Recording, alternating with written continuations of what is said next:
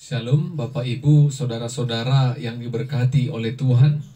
Sebelum kita merenungkan kebenaran firman Tuhan, mari kita bersekutu di dalam doa.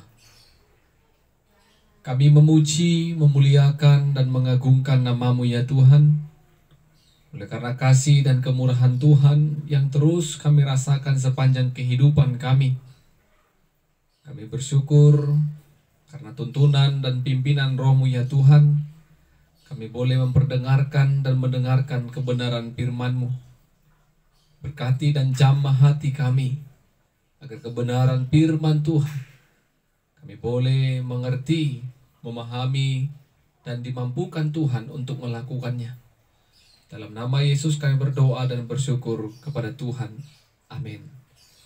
Bapak, Ibu, Saudara-saudara yang diberkati oleh Tuhan, firman Tuhan yang menyapa kita pada saat ini dari Mazmur pasal 19 ayat 8 sampai ayatnya yang ke-15.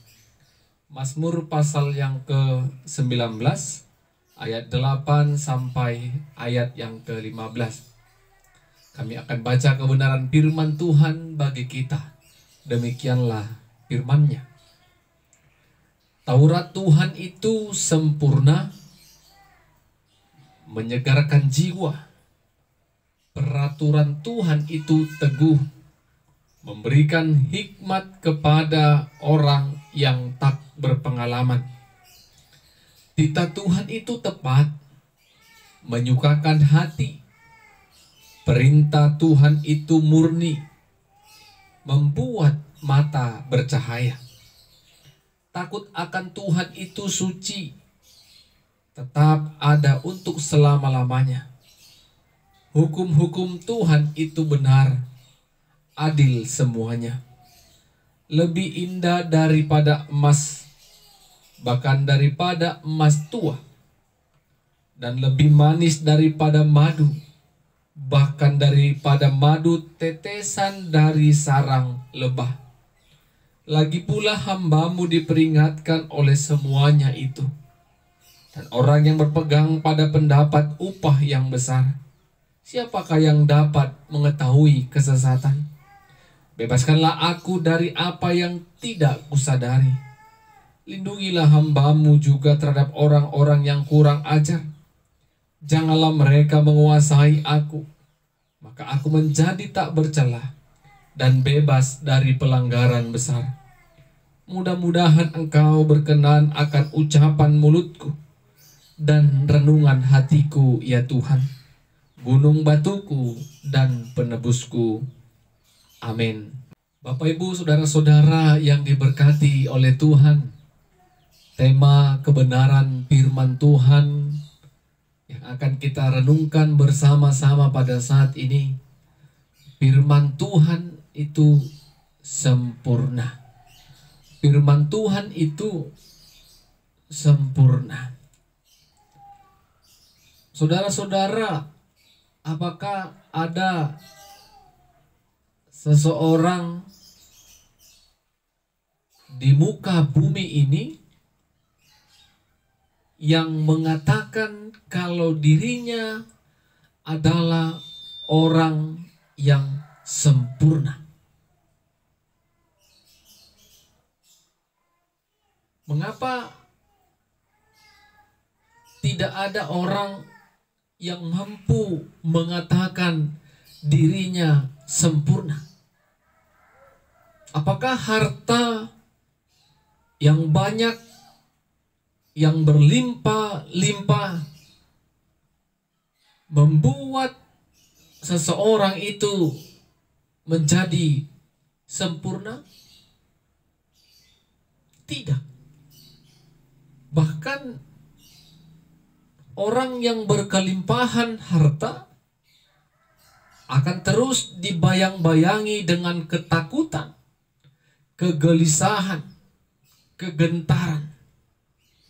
Apalagi ketika seseorang tersebut tidak dapat mengelola atau memanajemen keuangan yang ada pada dirinya. Maka harta yang dimilikinya akan memimpin dia membimbing dia terjerat dalam dosa. Sehingga orang yang terlihat kaya, orang yang kita terlihat mapan seolah-olah tidak ada lagi kekurangan, kita salah. Kalau kita tanyakan mereka, pasti mereka juga memiliki kekhawatiran hidup, ketakutan, bahkan kegelisahan dalam menjalani setiap aktivitas mereka. Tidak ada yang bisa, tidak ada yang mampu mengatakan aku sempurna, aku bahagia, aku senang oleh karena keadaanku saat ini. Jadi bagaimana manusia, bagaimana orang percaya bisa mengalami kesempurnaan? Firman Tuhan yang kita baca dan renungkan pada saat ini, bagaimana Daud menyampaikan pujian mazmurnya. Dia mengungkapkan isi hatinya dan merenungkan bagaimana Taurat Tuhan atau firman Tuhan di dalam kehidupannya. Dia membayangkan Tuhan itu agung, mulia, dan perkasa melalui setiap karya ciptaannya. Kalau kita baca ayat pertama sampai ke-7, langit dan bumi, cakrawala, siang dan malam, semua itu terlihat dengan sempurna karena karya ciptaan Tuhan. Tuhan menciptakan dengan sedemikian rupa sehingga tidak ada celah sedikit pun kurang atas ciptaan yang telah diciptakan oleh Tuhan. Jadi keperkasaan Tuhan, keagungan Tuhan, kemuliaan Tuhan nyata di dalam setiap karya ciptaannya melalui langit, bumi, cakrawala. Oleh karena itu Bapak Ibu yang diberkati Tuhan, bukan hanya sekedar menyaksikan kemuliaan Tuhan melalui ciptaannya, Daud juga menyampaikan mazmurnya. Betapa Taurat Tuhan itu sempurna. Inilah yang boleh disaksikan Daud melalui mazmurnya. Taurat Tuhan itu sempurna, firman Tuhan itu sempurna. Apa alasan Daud mengatakan Taurat itu sempurna, Bapak Ibu yang diberkati Tuhan? Yang pertama, Daud katakan karena firman Tuhan itu menyegarkan jiwa. Selanjutnya, firman Tuhan itu menyukakan hati. Firman Tuhan itu memberikan hikmat. Firman Tuhan itu membuat mata bercahaya. Firman Tuhan itu adil dan benar. Firman Tuhan itu lebih daripada emas tua. Dan firman Tuhan itu lebih manis daripada madu. Itulah gambaran Taurat Tuhan atau firman Tuhan yang direnungkan oleh Daud pada mazmur yang kita renungkan pada saat ini. Bukan hanya itu, orang yang berpegang kepada kebenaran firman Tuhan, orang yang hidup dari firman Tuhan, yang mengandalkan dan menaruh harapannya kepada firman Tuhan, akan dijauhkan dari hal-hal yang tidak baik, dari kesesatan, dari keberdosaan, atau dari orang-orang yang tidak senang dan akan mencelakai kehidupannya. Firman Tuhan akan membentengi dia, melindungi dia. Oleh karena itu Daud dengan tegas mengatakan, Taurat Tuhan itu sempurna.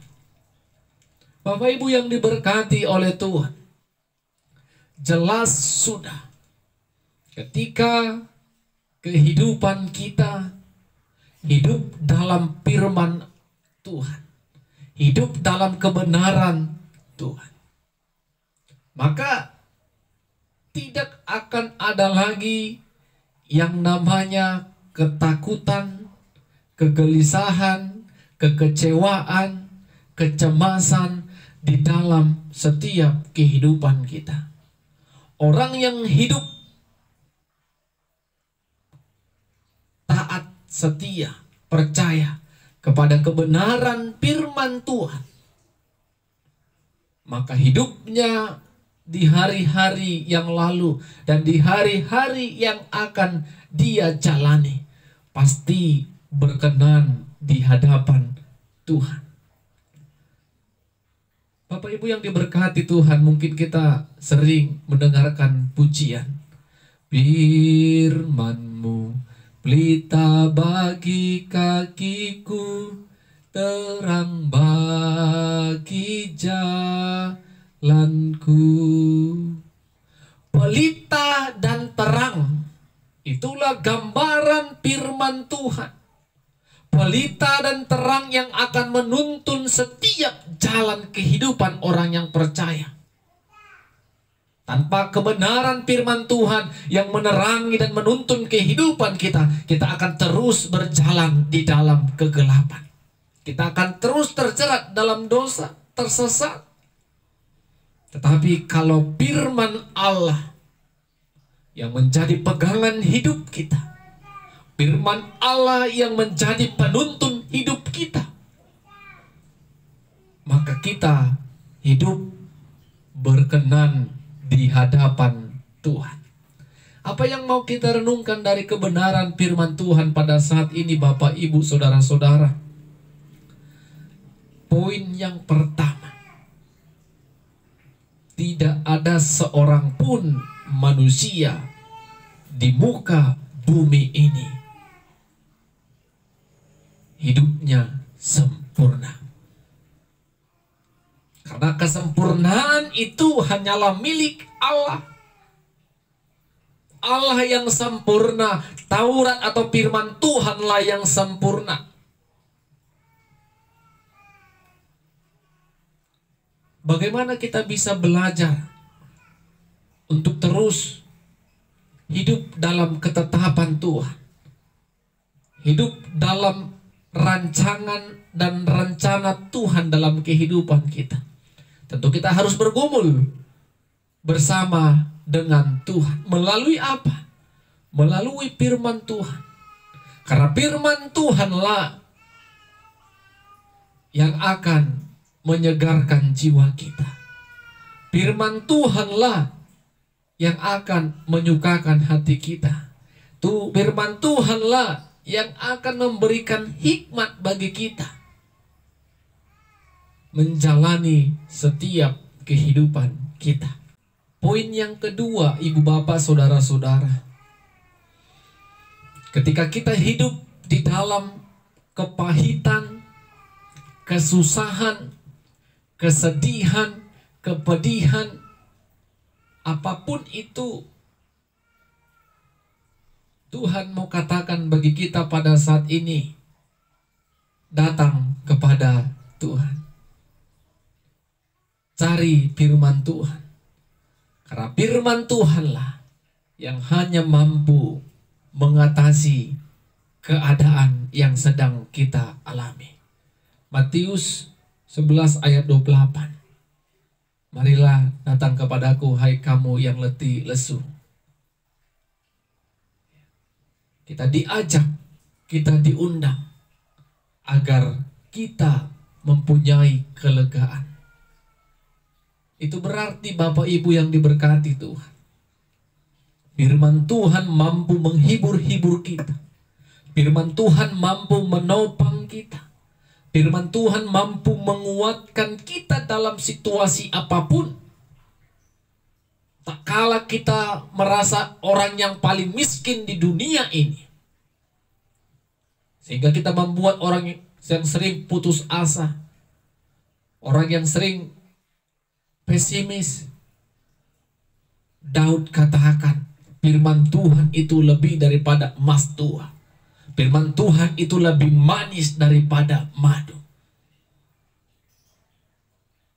Tidak akan bisa ternilai ketika kebenaran firman Tuhan itu menjadi pegangan hidup kita. Lebih dari segala harta kemewahan dunia ini, kita miliki ketika kita hidup di dalam kebenaran firman Tuhan. Dan yang poin ketiga, firman Tuhan juga dapat memberikan perlindungan bagi kita. Perlindungan yang bagaimana?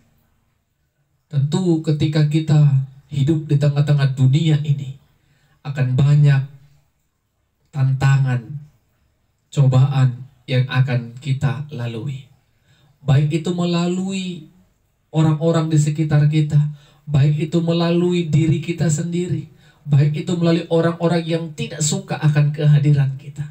Firman Tuhan akan membentengi kita, membimbing dan melindungi setiap aspek kehidupan kita. Oleh karena itu, Bapak Ibu yang diberkati Tuhan, jangan lagi ragu untuk tetap hidup dalam firman Tuhan, untuk tetap taat dan setia mencari firman Tuhan, mencari Tuhan, karena Tuhan itu sempurna, firman itu sempurna, kebenaran Tuhan itu sempurna, yang akan menyertai, yang akan membawa kita terlebih kepada keselamatan yang kekal. Firman Tuhan membawa kita kepada keselamatan karena kita percaya kepada Kristus sebagai Tuhan dan Juru Selamat yang hidup. Kalau ada orang beranggapan jabatan membuat kita sempurna, salah. Harta membuat kita sempurna, salah. Status sosial yang baik membuat kita semakin sempurna, salah. Tanpa kebenaran firman Tuhan, itu akan terasa hampa. Marilah biarlah kebenaran Tuhan terus yang menjadi pedoman, pegangan kehidupan kita. Tuhan Yesus memberkati. Amin. Kita berdoa. Kami puji muliakan nama-Mu ya Tuhan. Kami bersyukur firman-Mu boleh kami perdengarkan dan dengarkan bersama-sama, yang mengajarkan kami agar kami percaya mengimani firman Tuhan itu sempurna. Oleh karena itu kami harus datang kepada Tuhan agar hidup kami percaya akan kebenaran Tuhan, dipimpin oleh kebenaran Tuhan, dihibur-hiburkan melalui kebenaran Tuhan, bahkan ditopang. Karena firman Tuhanlah menjadi segalanya dalam kehidupan kami. Biarlah Roh-Mu yang kudus terus membimbing, menuntun kami untuk hidup dalam kebenaran Tuhan. Dalam nama Yesus kami berdoa dan bersyukur. Amin. Shalom. Tuhan Yesus memberkati kita semua. Shalom Bapak Ibu, saudara-saudara yang diberkati oleh Tuhan. Sebelum kita merenungkan, mendengarkan kebenaran firman Tuhan, mari kita bersatu di dalam doa. Segala puji syukur, hormat, kemuliaan kami sampaikan kepadamu ya Tuhan. Tuhan yang menyelamatkan, Tuhan yang mengasihi dan memelihara kehidupan kami sampai pada saat ini. Kami bersyukur Roh-Mu terus menuntun kami untuk bisa hidup menyukakan hati Tuhan dengan rindu, taat, setia, dengar-dengaran kebenaran firman-Mu. Roh-Mu yang kudus menolong kami, memimpin dan mengajar-ajari kami untuk boleh mengerti, memahami dan melakukan kebenaran Tuhan. Dalam nama Yesus kami berdoa dan mengucap syukur kepada Tuhan. Amin. Ibu bapak saudara-saudara yang dikasihi oleh Tuhan, firman Tuhan menyapa kita pada saat ini dari Yohanes pasal 3 ayat 22 sampai 30. Yohanes pasal 3 ayat 22 sampai ayatnya yang ke-30. Kami akan bacakan firman Tuhan bagi kita. Demikianlah firman-Nya. Sesudah itu Yesus pergi dengan murid-muridnya ke tanah Yudea, dan ia diam di sana bersama-sama mereka dan membaptis. Akan tetapi Yohanes pun membaptis juga di Ainon, dekat Salim, sebab di situ banyak air dan orang-orang datang ke situ untuk dibaptis. Sebab pada waktu itu Yohanes belum dimasukkan ke dalam penjara. Maka timbullah perselisihan di antara murid-murid Yohanes dengan seorang Yahudi tentang penyucian. Lalu mereka datang kepada Yohanes dan berkata kepadanya, "Rabi, orang yang bersama dengan engkau di seberang sungai Yordan, dan yang tentang dia engkau telah memberi kesaksian. Dia membaptis juga, dan semua orang pergi kepadanya." Jawab Yohanes, "Tidak ada seorang pun yang dapat mengambil sesuatu bagi dirinya kalau tidak dikaruniakan kepadanya dari sorga. Kamu sendiri dapat memberi kesaksian bahwa aku telah berkata, aku bukan Mesias, tapi aku diutus untuk mendahuluinya. Yang empunya mempelai perempuan, ialah mempelai laki-laki. Tetapi sahabat mempelai laki-laki yang berdiri dekat dia dan yang mendengarkannya sangat bersuka cita mendengar suara mempelai laki-laki itu. Itulah sukacitaku. Dan sekarang sukacitaku itu penuh. Ia harus makin besar, tetapi aku harus makin kecil. Amin." Bapak, Ibu, saudara-saudara yang diberkati oleh kebenaran firman Tuhan. Tema kebenaran firman Tuhan bagi kita pada saat ini, Yesus harus makin besar, tetapi aku harus makin kecil. Yesus harus makin besar, tetapi aku harus makin kecil. Bapak Ibu yang diberkati oleh Tuhan, sering kita melihat, bertemu, atau menjumpai orang-orang yang hidupnya haus akan pujian, haus akan sanjungan. Terlebih ketika hidupnya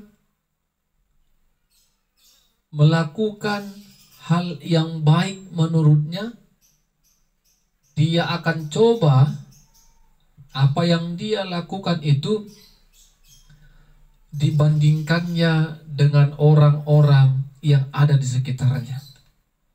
Dalam artian dia mau katakan pekerjaannya itu lebih baik, pekerjaannya itu lebih bagus dari orang-orang yang ada di sekitarnya.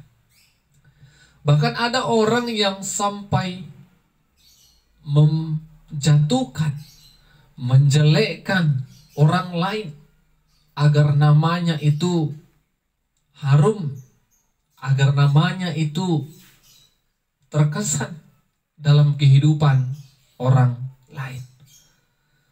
Bapak Ibu yang diberkati oleh Tuhan,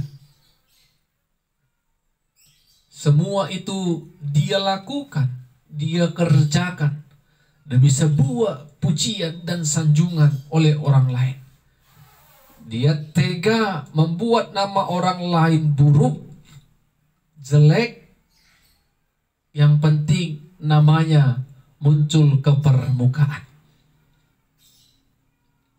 Bahkan Bapak Ibu yang diberkati Tuhan, ada juga sebagian pelayan-pelayan gereja yang melayani di gereja. Tanda kutip sebagian, bukan semua pelayan.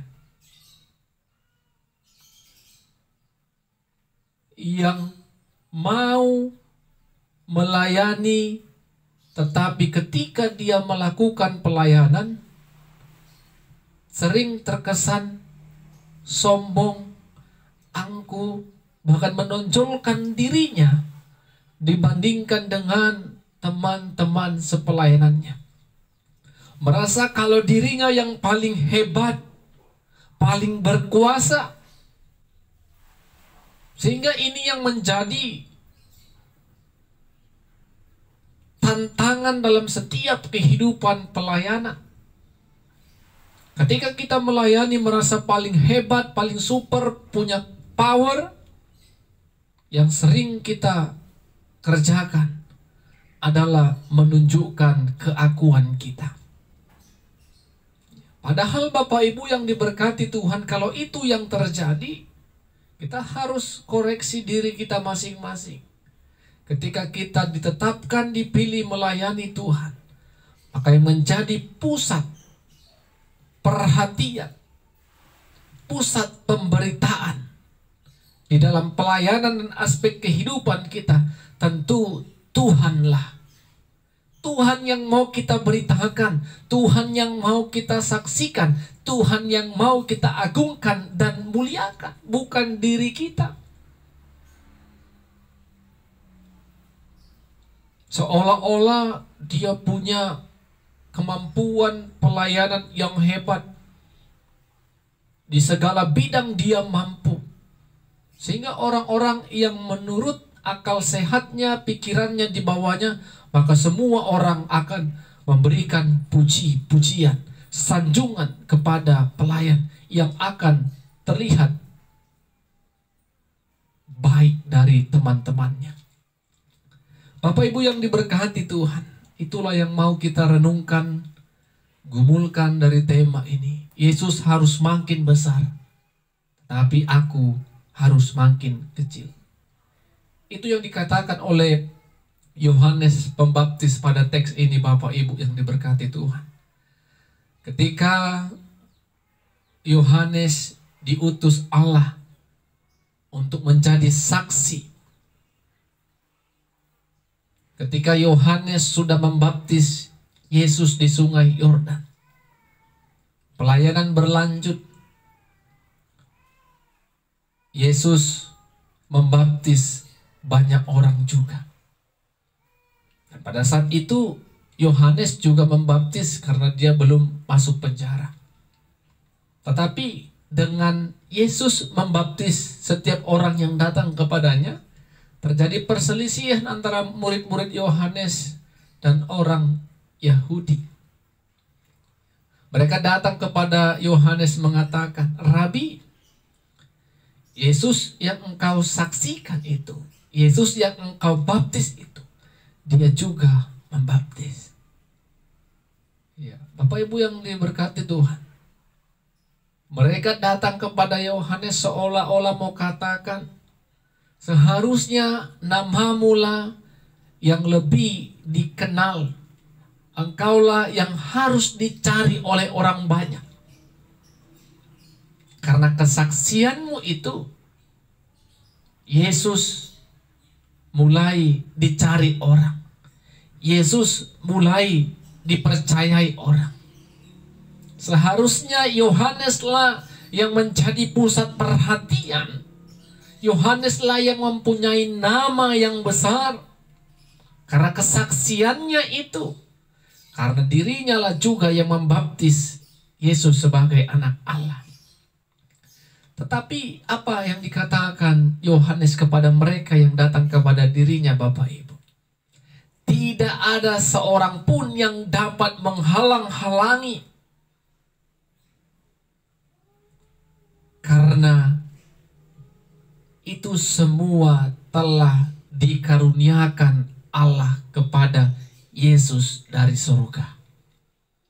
Jadi Bapak Ibu yang diberkati Tuhan, semua itu adalah pekerjaan Roh Tuhan. Jadi bagi Yohanes, kalau orang banyak lebih mendengar apa yang disaksikan, apa yang disampaikan oleh Yesus, karena itulah tujuan utama kesaksian dari Yohanes itu sendiri. Yohanes hanya diutus Allah untuk mempersiapkan jalan bagi Yesus. Jadi Bapak Ibu yang diberkati itu, Yohanes juga katakan Yesus itu berasal dari surga. Jadi segala sesuatu telah dikaruniakan Bapa, dikaruniakan Allah kepada Yesus. Jadi tidak ada perlu rasa iri, kecewa, karena memang Yohanes diutus Allah hanya sebagai saksi, titik. Cukup, tidak lebih. Namanya saksi. Apakah saksi lebih hebat daripada yang disaksikan? Itu menurut akal pikiran manusia. Tetapi bagi Yohanes, yang disaksikan itu, nama yang disaksikan itu, itulah yang harus muncul ke permukaan. Sehingga Yohanes katakan, ia harus makin besar, tetapi aku harus makin kecil. Nama Yesus semakin besar, dikenal dan dipercayai banyak orang, tetapi biarlah namaku semakin surut dan kecil. Statement iman, kepercayaan yang sungguh luar biasa yang dikatakan oleh Yohanes Pembaptis. Dia mau katakan, biarlah Yesus semakin besar, aku harus semakin kecil, sama seperti tema kita pada saat ini. Bapak Ibu yang diberkati Tuhan, apa yang mau kita renungkan dari kebenaran Tuhan pada saat ini? Poin yang pertama, kalau Tuhan sedang percayakan pelayanan di dalam kehidupan kita, jadikanlah itu sebuah kesempatan untuk menyaksikan, memberitakan nama Tuhan kepada setiap orang. Baik itu dalam dunia pelayanan kita, baik itu dalam setiap aspek kehidupan kita bermasyarakat dan bersosial. Sampaikanlah Tuhan itu dalam setiap kehidupanmu. Bukan keangkuhanmu, bukan kesombonganmu, bukan kebolehanmu dan kelebihanmu. Yang menjadi pusat perhatian adalah nama Tuhan yang harus dimuliakan. Nama Tuhan yang harus disembah. Nama Tuhan yang harus diingat karena kasih-Nya yang besar kepada setiap umat manusia. Ini tegas kami sampaikan Bapak Ibu yang diberkati Tuhan. Jangan pernah merasa di atas angin karena sesama pelayan kita ada berada di bawah kemampuan kita. Tetaplah rendah hati. Kesempatan menjadi pelayan Tuhan, orang lain tidak memilikinya dan kita sedang memilikinya. Beritakanlah Tuhan, saksikanlah Tuhan. Poin yang kedua, tidak perlu menaruh rasa iri hati, kecil hati kepada orang-orang yang menurut pemandangan kita, pemikiran kita lebih hebat dari kita dalam melayani Tuhan. Dalam melakukan apapun, dia hebat sebagai suami, sebagai istri, sebagai orang tua, bahkan sebagai anak, sebagai pemimpin. Kita kecil hati, apalagi menaruh iri hati. Yang terpenting Bapak Ibu yang diberkati Tuhan, walaupun yang kita kerjakan tidak sehebat mereka yang mengerjakannya, ingatlah, kita sedang melayani Tuhan, menyenangkan hati Tuhan, menyukakan hati Tuhan. Kita tidak penting nama kita dikenal oleh dunia, tetapi nama Tuhanlah yang menjadi pusat pemberitaan kita. Nama Tuhanlah yang mau kita saksikan. Kalau Tuhan senang, kecil pun pelayanan kita, kecil pun tanggung jawab yang sedang Tuhan percayakan bagi kita, itu kita kerjakan dengan taat dan setia. Nama Tuhan dipermuliakan. Dan poin yang terakhir, Ibu Bapak, Saudara-saudara, tidak ada masalah bagi kita ketika kita melakukan tanggung jawab dalam keluarga, pekerjaan, sosial masyarakat, terlebih dalam pelayanan. Ketika kita melakukan dan dipercayakan pekerjaan tanggung jawab yang kecil, kerjakanlah itu dengan setia dan taat. Lakukanlah itu dengan pertolongan Tuhan. Karena yang sedang kita kerjakan, yang sedang kita lakukan, yang sedang mau kita saksikan, agar semua orang menyaksikan bahwa kehidupan kita adalah kehidupan yang mau menyaksikan Kristus yang telah menyelamatkan hidup kita. Kita menjadi teladan karena Kristus juga memberikan teladan bagi kita. Sebaliknya kita harus bergerak, memberikan teladan, bertumbuh dan berbuah. Jangan kecil hati, jangan kecewa, jangan mempersalahkan dirimu karena kita tidak punya kebolehan, kelebihan dari orang lain. Kerjakanlah. Setiap orang mempunyai potensi yang baik yang telah dianugerahkan Tuhan dalam kehidupan kita. Kita kembangkan. Tapi ingatlah, ketika potensi itu mulai berkembang, tetaplah rendah hati, tetaplah saksikan, beritakan Tuhan dalam hidupmu. Amin, kita berdoa. Terima kasih Tuhan buat kebaikan dan kemurahan Tuhan bagi kami. Kami boleh belajar dari kebenaran firman Tuhan. Kami diingatkan terlebih dalam dunia pelayanan, harus kami saksikan Kristus sebagai Tuhan dan Juru Selamat kami. Pusat pemberitaan kami hanyalah nama Tuhan. Ampunkan kami Tuhan kalau selama ini kami menyombongkan diri kami. Ketika Tuhan bersama dengan kami, menaruh hati yang terus hidup dalam ketetapan Tuhan, kami belajar dan mempertahankan kerendahan hati kami. Semuanya itu untuk kemuliaan Tuhan. Kami percaya segala kebaikan, potensi yang Tuhan berikan bagi kami, semua tujuannya untuk memuji dan memuliakan nama Tuhan. Jauhkan kesombongan, iri hati, hidup pesimis dalam kehidupan kami.